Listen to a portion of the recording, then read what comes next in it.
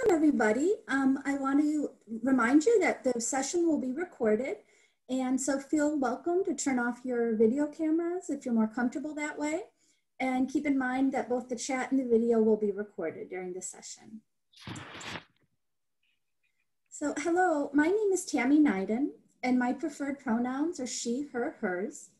I live in Iowa on the ancestral territory of the Meskwaki, Sauk, and Iowa peoples, whose land was taken through the encroachment of white settlers and then formally in 1845 through government concessions.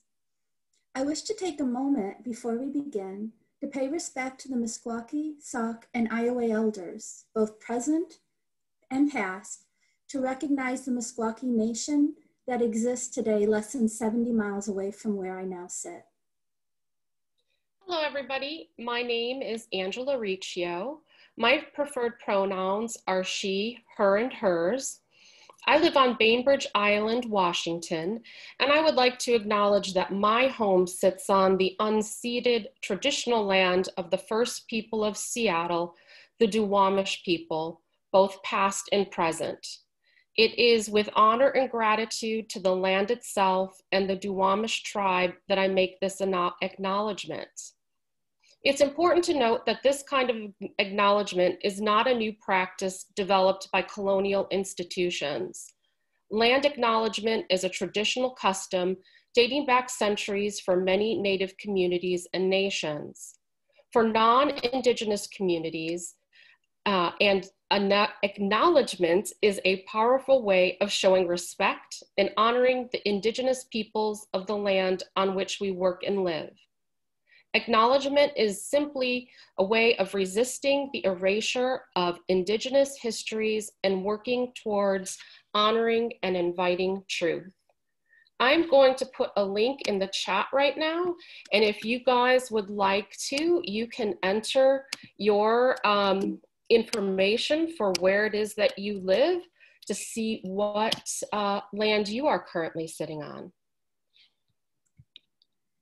Each of us is part of many communities: our families, the people we come from, our spiritual communities, our professional communities, and so on.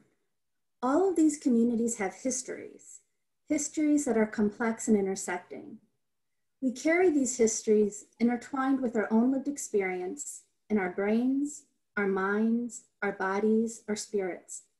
They follow us and are present as we work with families and children. They haunt us as we fight to navigate fractured systems for our own children. We are all here today because we care about equity and access, services, and children's mental health outcomes. This work requires remembering that we live on stolen land, built upon stolen labor. This work requires recognizing that many traumas are historical, societal, systemic, and institutional. This work requires contemplating where we sit and where the person we engage with sits, and how these standpoints affect how we see each other and how we hear each other. This work requires listening, valuing and believing the lived experience of others. This work, if it will work, is reciprocal. It requires being in community together. I just wanted to take a moment to say that our other colleague, Dionne Bensonsmith, is with us today over to the side because she's sick and won't get to really participate as normal. But I would like us to get comfortable, and I'm just going to start by saying hello and good morning for those of us on the West Coast, and good afternoon for everybody else. If you haven't already, this is the time to put any devices on Do Not Disturb, mute the sound on your computer and your children and dogs, and if you figured that out, please share the secret with us. And if you prefer, turn off your video. We invite you to take a few moments to get situated in this space. Grab a pillow, a sweater, maybe that cup of tea you forgot in the kitchen, and anything else you might need to be comfortable and settled as we proceed. We would really like to sincerely thank you for the time and commitment it takes to be here with us today. I'm betting everybody's a little bit fatigued from Zoom, and we hope that you'll have a positive experience here with us. All right, if we're all ready now, let us begin. We know from previous workshops that the things we discuss today may bring up emotions, even strong emotions. They are welcome. We believe it's very important to be aware of how your emotions are presenting themselves in our bodies and our minds. Is there an increase in your body temperature, uneasiness? Are you fidgeting? Do you feel defensive or have judgmental thoughts arising? Take notes of these reactions. Sit with any discomfort. After the session, examine why you've reacted as you did. There is valuable knowledge to be discovered about yourself within your unease. We also believe that no one needs to be saved from their emotions. Emotions, once released, are the foundations of our resiliency and acts of courage necessary for healing and growth. We also understand the extraordinariness of these times. Attend to your needs and that of your family as they come up. Practice self-care. Get up, move around, stretch, take a bathroom break, drink water as you need during these 90 minutes. Just please remember to turn off your video and mute your sound when doing so. We will take a short break at the 60-minute mark so everyone may attend to their needs. And remember, breathe deeply and often. And we just have a few guidelines that we would like to share. Assume goodness. We ask that you extend the spirit of goodness to all participants. Assume goodness and good intentions in others. And we would ask you to practice radical listening. This is the act of intentionally quieting internal voices and judgments and offering your complete attention to whoever is sharing the gift of their story. Be fully present, replace judgments with curiosity, listen with respect and reverence. Finally, we see ourselves as a wisdom collective that shares and gathers knowledge. And in the spirit of reciprocity and mutual responsibility, we invite you to share your wisdom with us. We believe we belong to each other, and we are all key partners in achieving children's mental health justice. So before we go farther, we wanted to stop and give an outline of today's session. We're going to begin with talking about our organization, Mothers on the Frontline, who we are, what we do. We'll then move to talk about justice frameworks, and then the children's mental health justice framework that we're working on. We'll have time for some questions, and then we'll close the session. So let's begin with who we are. I'm going to have to move something on the screen. There we go. So Mothers on the Frontline is founded and run by mothers of children with mental health challenges to promote children's mental health justice through storytelling. Our vision is a world in which mental health is destigmatized, respected, and prioritized as an integral part of the overall health of individuals, families, and communities. We seek to disrupt deeply entrenched narratives of mother blame, particularly narratives surrounding motherhood of children with mental illness or mental health challenges. We strive to support, honor, and center motherhood and caregiver healing. I want to share with you how we started. We started Mothers on the Frontline as an act of survival and as an act of resistance. Tammy and I have been friends since the 2nd grade. We've been through a lot together over the years. Musicals created in our basements, school band trips, first boyfriends, breakups, marriages, births, deaths, divorce, and everything in between. We've always been a source of support for each other. Dionne and Tammy became friends when they both worked at Grinnell College, And it was through Tammy that Dionne and I began to get to know each other. We too became good friends. As three close friends, we turned to each other when our children faced serious mental health challenges. And it became clear through our children, though our children were different ages, with different needs and diagnoses, and living in different parts of the country, our stories as mothers were all too similar. We couldn't help but notice the many commonalities in our experiences with doctors, schools, family and community members, therapists, treatment centers, law enforcement, and social workers. They were rarely positive.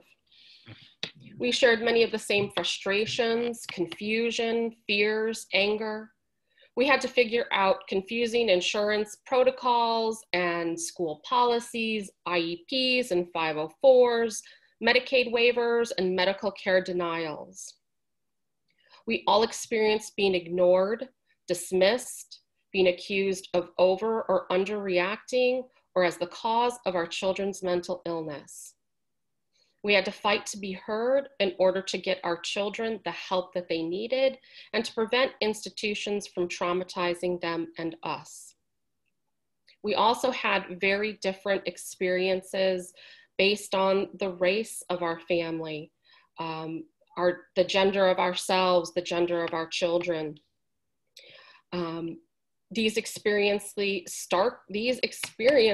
starkly differed from our experiences navigating medical care for our children's physical health needs.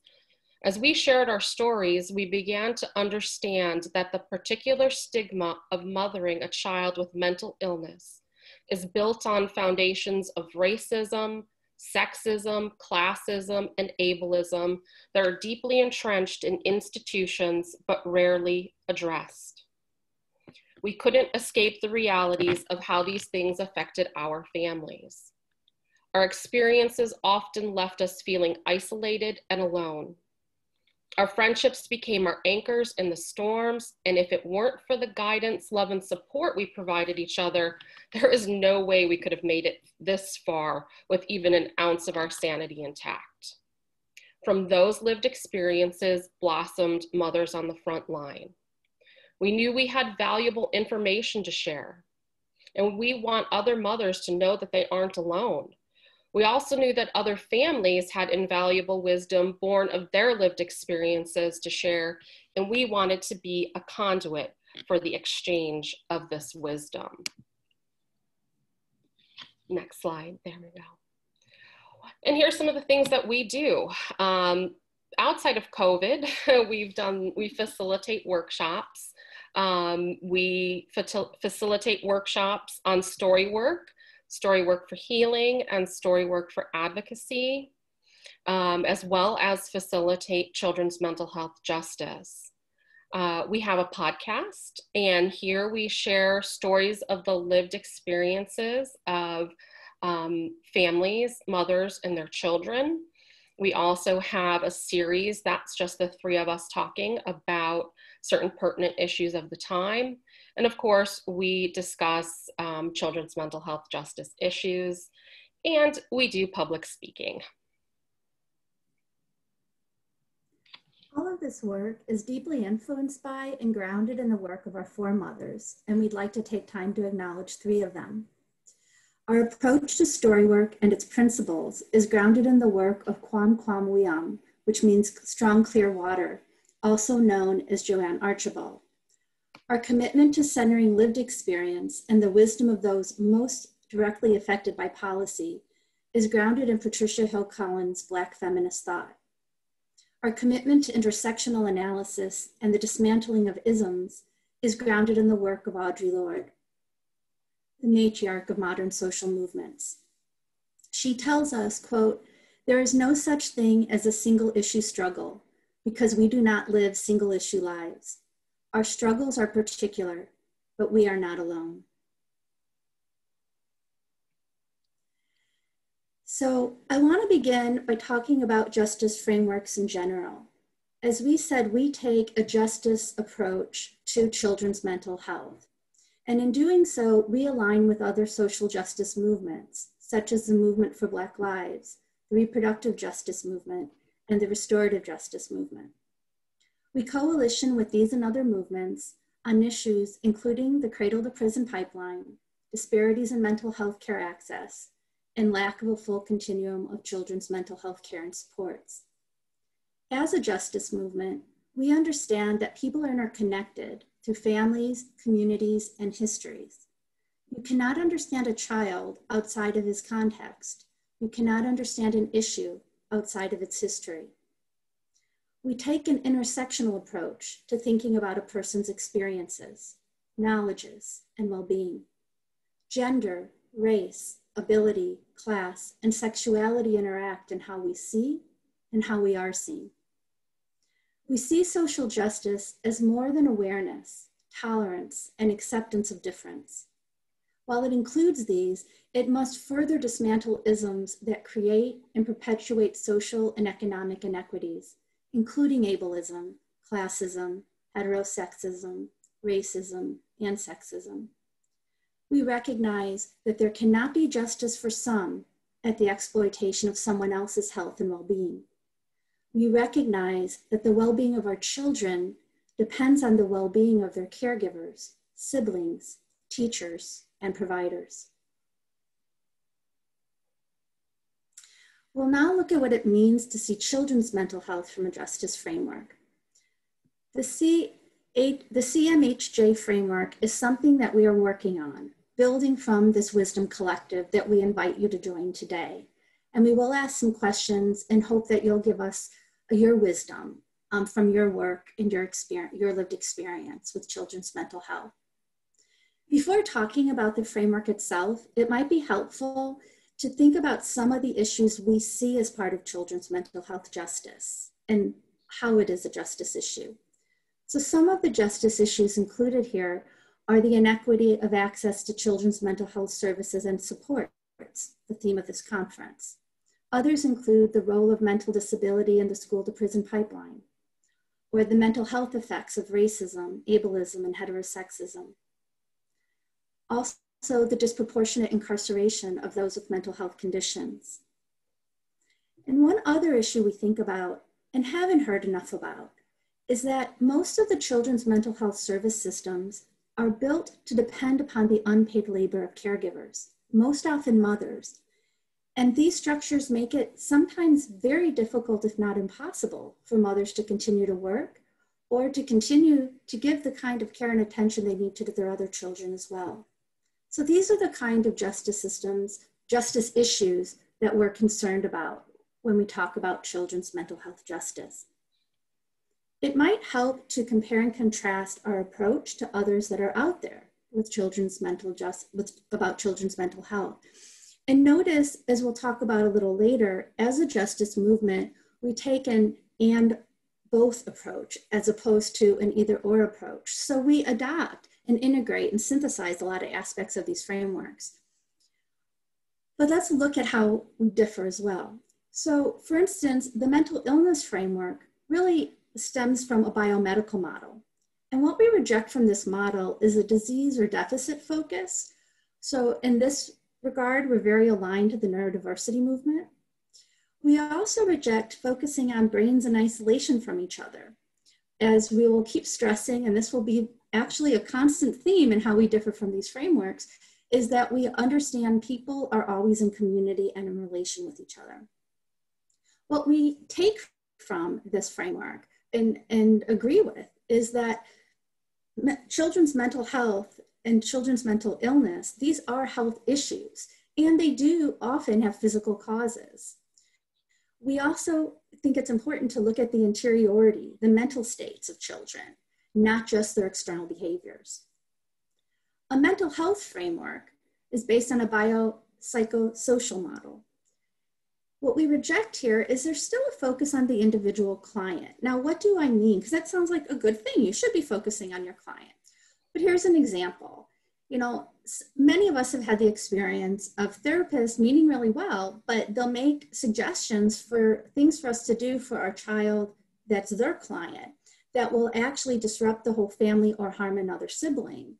And we will point out, well, this is actually going to be a problem. Can we come up with a better solution that works for the whole family? And we're often given, but this is who my client, this patient.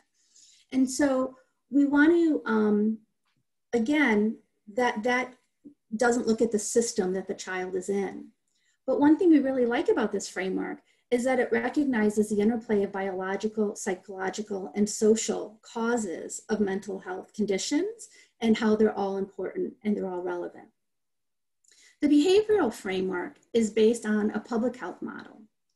And what we move away from this framework are certain assumptions about choice. So let me give you an example. Among other things, my son has Tourette syndrome. I can't tell you how often this has been an issue where a lot of the systems and structures around him have tried to treat his tics as though they're a choice that he can modify. And they've tried to modify his behavior. These are not choices. These are things his neurology forces him to do against his will. So we often think there are a lot of assumptions about choice. This also is the case for social determinants, right? We often act like people have choices when they actually don't have choices. Not everyone has the same choices available to them.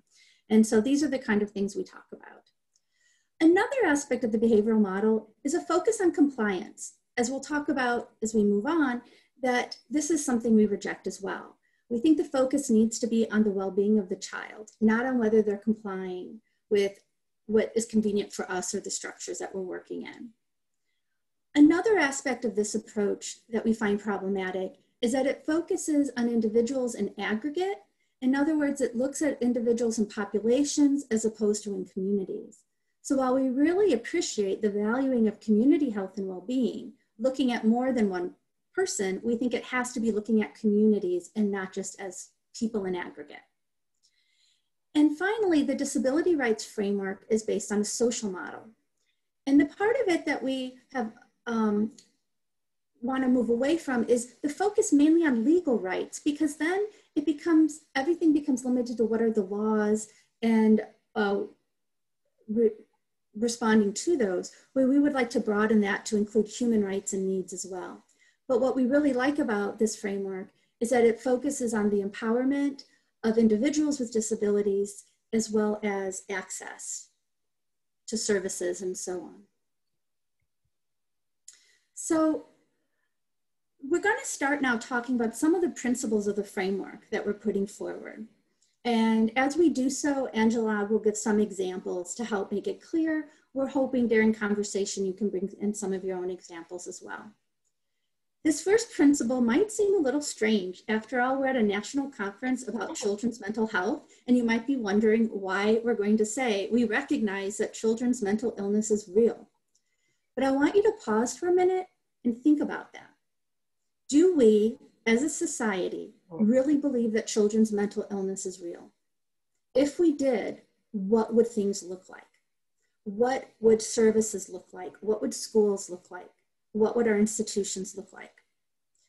Do we think it's real, or do we think it reduces down to something else, like trauma or bad parenting, for instance? And we'll talk more about these in a moment.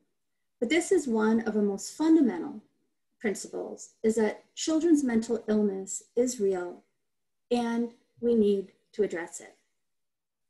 We also understand that mental illness is neither the child's fault nor the parent or caregiver's fault. As we said, all of us are mothers, all of us have children with complex health needs. And unfortunately, all of us have children not only with mental health challenges, but also with physical health challenges. And we have noted, as Angela said, a very different treatment in how we experience that. My son has chronic kidney disease. I have never felt blamed for his kidney disease, and I've never felt stigmatized in getting him care for his kidney disease. I cannot say the same thing for his Tourette's, autism, or bipolar. Yeah, and I have a child that has life-threatening food allergies and a rare gastrointestinal disease. And nobody has ever been like, it is your fault that, that your child has these things. And in that child's experience with depression and anxiety, very often the first thing that gets discussed with me as a parent is that it is my fault. And I've not had a difficult time discussing the existence of my child's physical health needs with family, friends, community, but I have felt many, many times resistant or not willing to share any mental health issues because of the way family and friends and community react to mental illness. And you know, and I don't want that sort of stigma you know, for my child within people within the community that know about this. One other example I would give is that I've worked on a lot of state boards in Iowa to try to bring about a children's mental health system, which we still don't really have and are trying to work towards. And one of the things that has happened over and over in the years being on those boards with professionals and experts from all different areas of children's mental health is a kind of narrative that I've had to disrupt over and over and over, that it's very good that we are recognizing the importance of trauma and how trauma can affect children's mental health. But what I've been finding is a kind of reductionism where we're acting as though all children's mental health is caused by trauma. And over, I've had to disrupt and stop conversations that make that assumption, because it's not going to help anything with my son's genetic condition of Tourette's syndrome, for instance. And when I try to point out that's not caused by trauma, what interventions do we have there, and so forth, I often get confused looks. Why this is so important is in those conversations, it's affected what kind of structures and interventions are available in systems. And so we need to recognize that not only is children's mental illness real, it has a wide variety of etiologies of causes, and therefore it's going to need a wide variety of interventions and services and supports. And, you know, I would like to add to that also that very often things like depression and anxiety are comorbid. They are symptoms of, you know, a very serious illness. And there are direct links, particularly with gastrointestinal disorders, with mental health. And very often it's not treated as a comorbidity, or, you know, having a root in a very physical ailment, and that a child dealing with something that is very life-altering is also going to emotionally affect their mental well-being. And I, you know, have tried to insist with other advocates, friends, and family that if you or your child get a very, you know, like a life-altering or chronic illness diagnoses, that you need a therapist to help you and your family navigate the very serious changes that it's going to cause you, and not just like, oh, throw it off to the side. I would like to see that as the standard of care, that when you go into your gastroenterologist and there is a diagnosis of a rare or chronic illness, that along with the prescription for whatever meds is a prescription and or a referral to an individual and or family therapist. Two of the other principles we want to talk about. One that I've already mentioned, we resist either or binary thinking and embrace both and thinking. And you saw this in how we incorporate aspects of various frameworks, but also I want to encourage you to think this way as we move forward later into the Wisdom Collective, because we're inviting you to use your imagination and dream and imagine not only what is, but what's possible. And so that requires and both thinking, like thinking beyond the current constraints we have.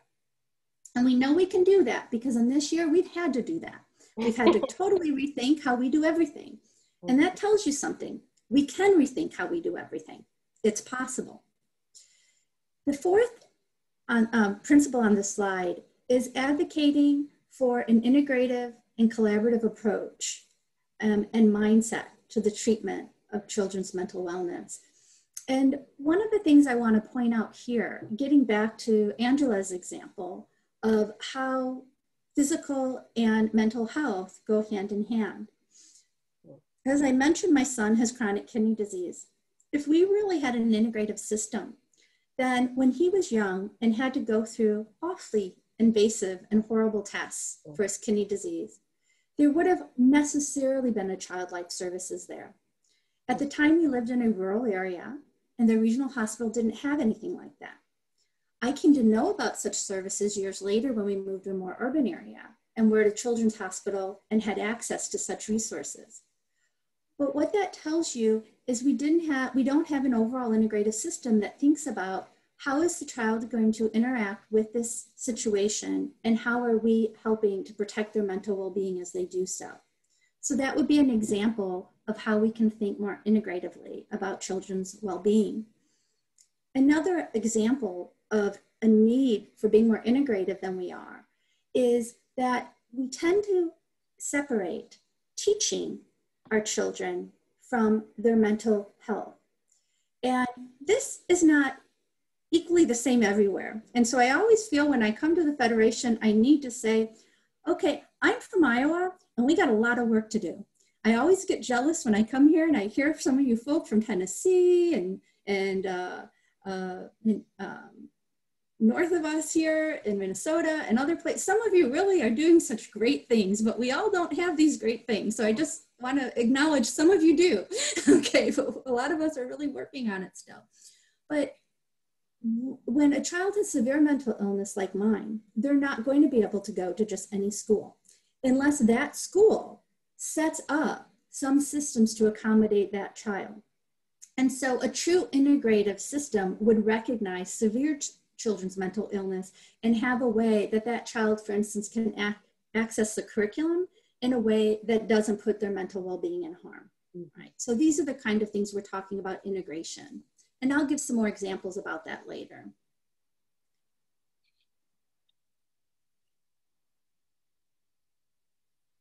Anne? Yeah.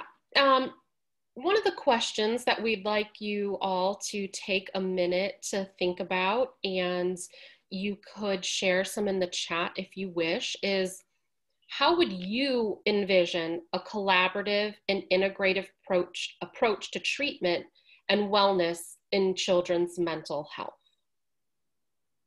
Because again, we would love to gather some of your very valuable knowledge if you care to share.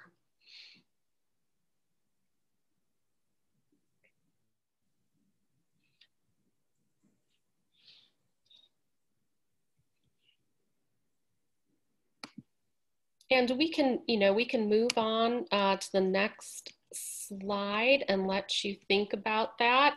And again, there's no obligation at all to share, but we will read some of that stuff later. Okay, so on our next slide, we are continuing to talk about children's mental health justice principles. One of the first and foremost we believe in is that it should not be punitive, but restorative. And the goal is not punishment and compliance, but wellness and learning. And, Tammy and Dionne and I all have experiences with whether it's in school or treatment facilities, or even in therapy, where our child's mental wellness is not considered and there is punishment rather than learning. And one example that I have to share is one of my children was in residential treatment, and there are all these rules, and some of the rules happen to be around clothing and or hair color. My child dyed their hair half blonde, half black. And that was within the natural colors, right? It wasn't blue, it wasn't green or pink or anything like that. And it caused quite a problem. And that child was very, very harshly punished. And it started to lead to a breakdown in the therapeutic relationship.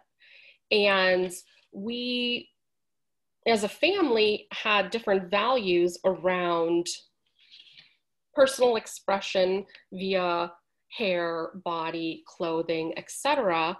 And the relationship with the therapy and the therapist started to become hostile, and we were viewed as non-compliant, and were told that we set up an us versus them mentality, which just really wasn't the case. And there's some long-term mental harm caused to our child through this. The other thing that we are really advocates of is that treatments and schools, etc., are flexible. We recognize that people have different needs and advocates for systems that are responsive to those different needs. And I think that COVID and the pandemic and the lockdown has brought some of that stuff into sort of really stark relief for people. It's also demonstrated that we have a lot more flexibility, and there's much more that we can do for our people. And so and here's some examples. My child has done really well in the sort of lockdown situation and being at home for school. This child is a very independent learner, has some social anxiety, and so being home has been good. Whereas for Tammy, her son had a very, very negative experience with lockdown, and his services were taken away, and he had a... Should I tell him about it? Yeah. Why don't you go ahead and share that? Yeah, I have to say, oh, this is gonna sound awful. There's a little bit of that resentment feeling at the beginning of the pandemic when everyone was like, oh, this is awful, homeschooling my kid and working from home and all this. And I was like, yeah, I've been doing it for 2 years. It's not so great, is it? Now that's horrible. I feel for everybody. We're all going through a hard time. But I think a lot of you as parents of kids with disabilities are feeling that way during the pandemic, that our kids are sometimes forgotten in these discussions, or that some things are being discussed now that, like, why couldn't we do that a year ago when my kid needed it, right? So I think there is a little bit of that kind of sense of resentment. In my case, I had to start homeschooling my son 2 years ago, not because it was the best educational choice, it was the best educational option that we had.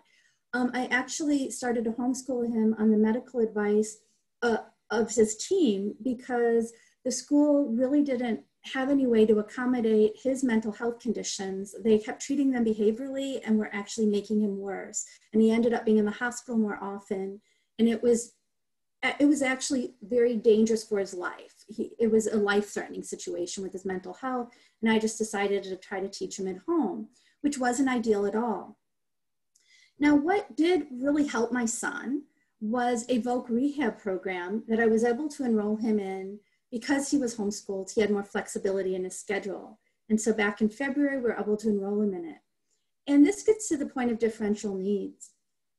That voc rehab program was amazing for my son. Anyone who knows my son, he is a charming, delightful, brilliant young guy. And he is so good in the context of working in this store. He's great at helping people. He also has a kind of photographic memory, so he can literally tell you where everything is in the store. It's quite a handy skill when you're coming in as a customer. Plus, he's really good. His social skills are such that he's really good at having short conversations with strangers for a few minutes at a time. And then a few minutes later, he'll have the same conversation with someone else. And that's the perfect kind of social skills for working in the store. Doesn't work so great in school all the time when people are having the same conversations over and over and they want to move on. But it actually works great. So what Folk Rehab did is it gave him a context in which he was successful and proud and contributing and just felt important because he was important. They needed him to do what they were doing. And what happened when he was in that program that met his mental health needs in ways all the other things weren't, is all of a sudden homeschooling him became so much easier. He began learning easier. His writing improved. He went from writing at an elementary school level to a college level. It was unbelievable. And it gets to the point that learning depends on mental wellness. We can't learn when we're not mentally well. And so we need to be flexible in our schools and meet the mental health needs of particular children. And that's how we meet their learning needs. They're not one or the other. So that's something that we think is really important to think about that. The other issue example I'll bring up real quick on this chart is sticker charts. It's one of our favorite topics at Mothers on the Frontline is sticker charts. We're not big fans, okay? Part of the problem is sticker charts have become a hammer in people's toolbox and everything has become a nail. And it's used in ways that are completely inappropriate. Sticker charts were used to try to modify my son's behaviors that were coming from tics. Also, sticker charts and various scoring systems actually really triggered and upset his obsessive compulsive disorder. In his case, getting a 99 out of 100 meant that, well, now it didn't matter because he didn't have a perfect, so he might as well just let loose, okay? Or he would get a 97 and he'd be really upset it wasn't an even number. And as much as I tried to explain his OCD to the school, they really couldn't, they just kept saying he shouldn't care about that. That was their answer. He shouldn't care about whether it's not or even number. I'm like, he knows that rationally. He can tell you that rationally, but it's part of his mental illness that he does care about it. And it's very distracting for him. And then it distracts him from his learning. So we need to work with him on that issue, not just expect it to go away because we're enforcing compliance. And so these are the kind of things we're talking about when we say these systems need to be restorative and not punitive, and they need to be flexible. Well, and something I also wanted to add to that within both the punitive nature and the flexibility nature of it is how programs set up to treat mental illness, whether they be therapy or residential or other kinds of treatment, is that many families cannot access them because they are held during the day when they're working. They may be distant. There's nothing within your community where you can access that. Sometimes it's a neighboring state. Sometimes it's 2,000 miles away from where you live. And that there are mandates that many families simply cannot meet. And there needs to be greater flexibility in that in order for their needs to be met. And what I mean with the punitive nature is that means that there are many types of people, whether it's because of their job, because of their socioeconomic status, you simply cannot meet the needs of your child because the system is so constrained. So we would, of course, like to see some of that changed as well. And then in the chat, I've seen some really good stuff about how you also believe that centering the lived experiences of children, families, and caregivers is really important to, the mental well-being of the child and the family and the community. So although we asked that even before this slide, I'm so glad to see that you guys, so many of you are on the same page.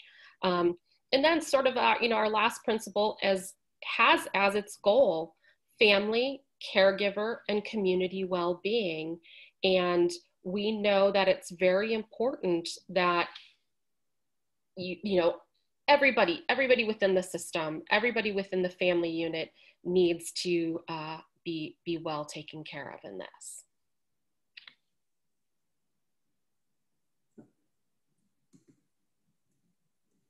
Do you have anything to add, Tammy? No, I would just, I guess we can move on to this question. And then if we want to, I don't know if there are some things in the chat that have been answers to some of these questions. We might want to bring out.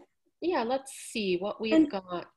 And people are also welcome to share vocally. I know we're being recorded, so I understand if you're not comfortable sharing, but we also welcome you to share, to turn on your screen and speak to us as well. Yes. Well, for our last question, let's see. Julie Bourne put in the chat, I would envision a treatment plan where the caregiver and youth have a say in their treatment plan, as well as anyone working with the family as a whole regarding resources provided. And we asked that would be lovely. We would really, really like that. And then Sarah Hoffman asks, and states, I envision an approach to family wellness, perhaps even broadening further out from children's mental well-being. How are we taking care of the entire family? And that really gets to the heart of what we're working on and what we want for everybody. And let's see. So many good points in here, and I think that we can definitely continue to go over some of these, especially once we reach the point of really taking questions from you all. But thank you for all the great stuff that you've put in there so far. And our next question, Tammy, do you want to? Sure. The next thing we want you to think about and encourage you to share in the chat and then during the question and answer period as well is, can you identify or share some of the systems and institutions that you engage with that are actively involved in children's mental health? And we encourage you to think broadly. As we mentioned, we include schools here as well as therapy, providers of therapy and so forth. So please think broadly about all the different ways various institutions and systems interact with children's mental health.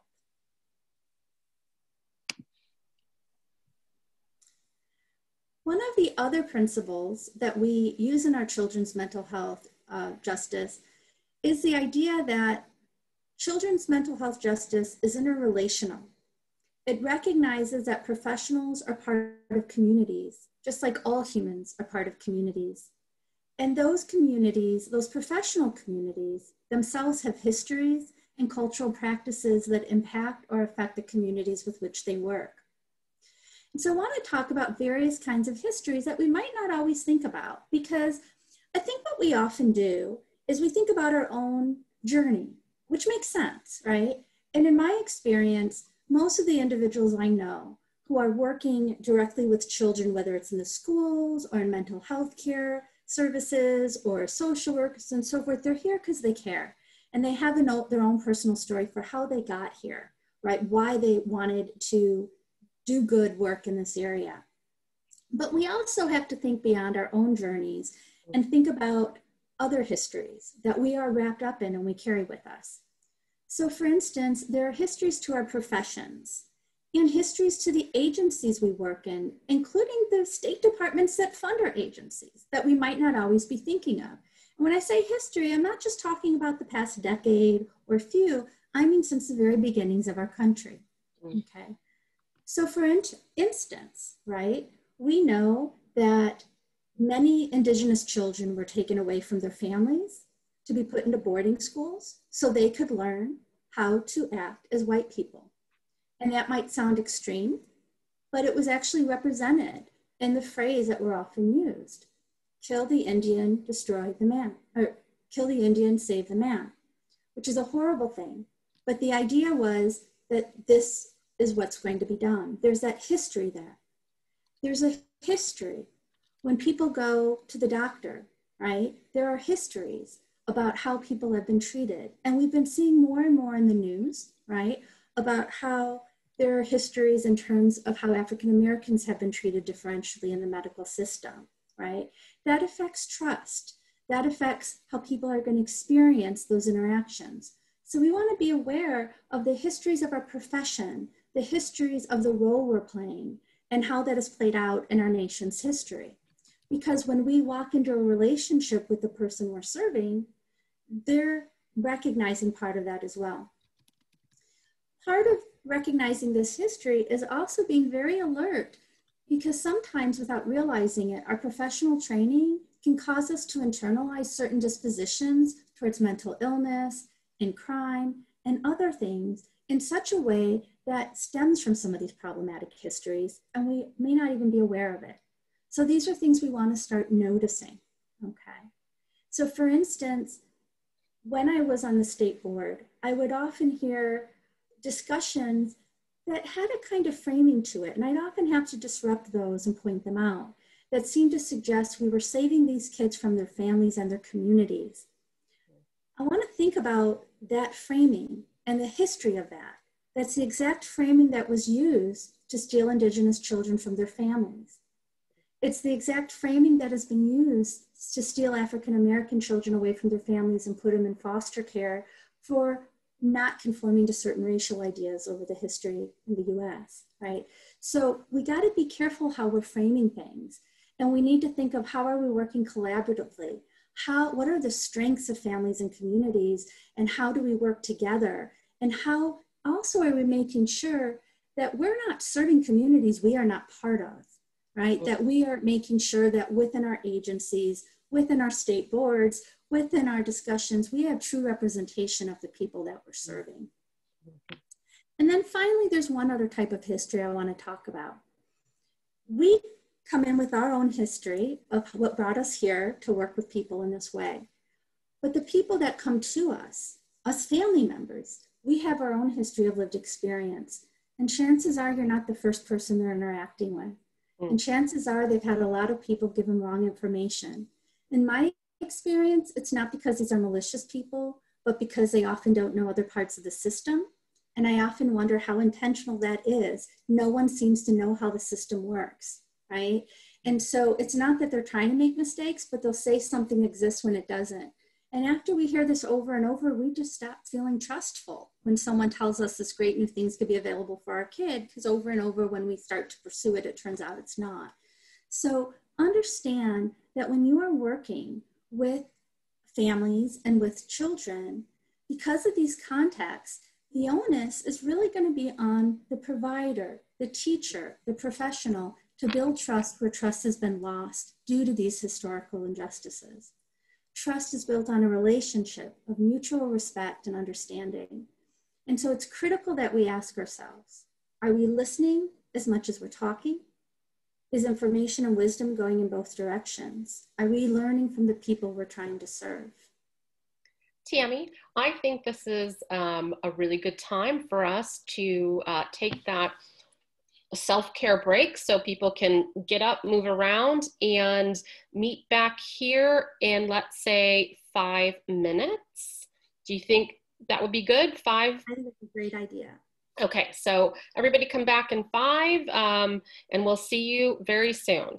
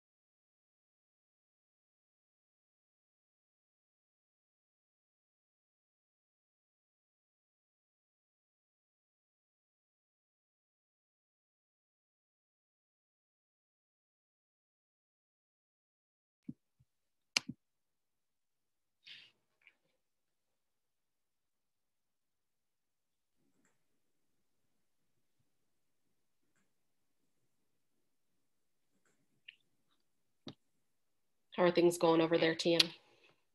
Okay, I had to stop sharing for a moment just so I was going to try to turn off my camera, but then That's okay. It just shows the session thing when you turn off yeah, your it camera. didn't work well on my screen. It looked like I actually got out of Zoom, so I'm going to just sit here. It looked like everybody got out of Zoom for a second. Yeah, so that wasn't good for me to do. So I didn't know that.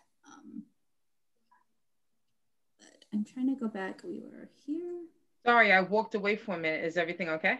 Yeah, everything's fine. I tried to walk away and it made it look like I took my camera off and it made it look like our whole session disappeared. Oh. Yeah, so just giving everybody a quick break. We'll be back in like 2 minutes. Okay.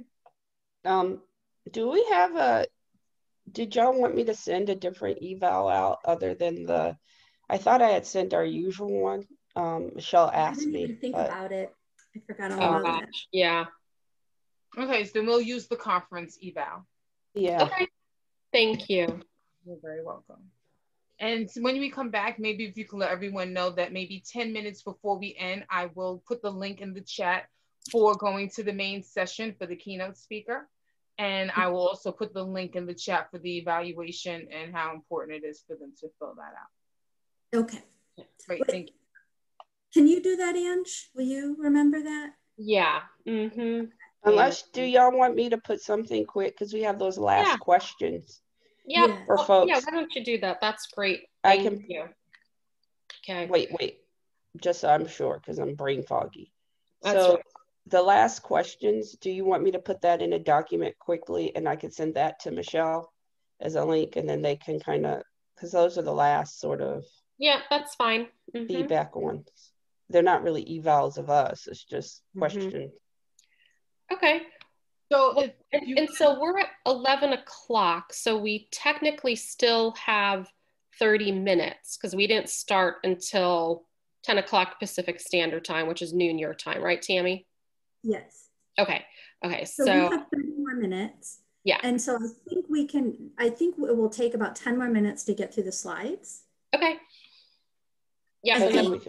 And Dionne, instead of sending it to me, if you can just upload it into the chat, that would be a lot easier. Whatever. Okay, I can do that. I'll work on that. I'll do that. I'm sorry. Yeah, we're almost done, and which could give us time to actually dip back into the responses and use that to kind of, talk more, ask questions, invite people to open up mic if they want to add, answer. Is that something, can the recording go off at a certain point, Michelle, to allow people to do that? Because I know a lot of people might not be comfortable sharing. Most definitely. Whenever you want me to stop the recording, I will. I should have stopped during this break. They're going to have to edit this out. I didn't decide until I ran to take my own break myself. Sorry. That's all right. I've never been in a conference where they give a break. I appreciate it. So well, it's recommended. Thank you very much. It's always recommended. I'm sorry. Okay. We're past that 5-minute mark, so this is like 6 minutes. So we should get back into, talking with everybody. So just trying to be the timekeeper. Thank you. Okay. All right.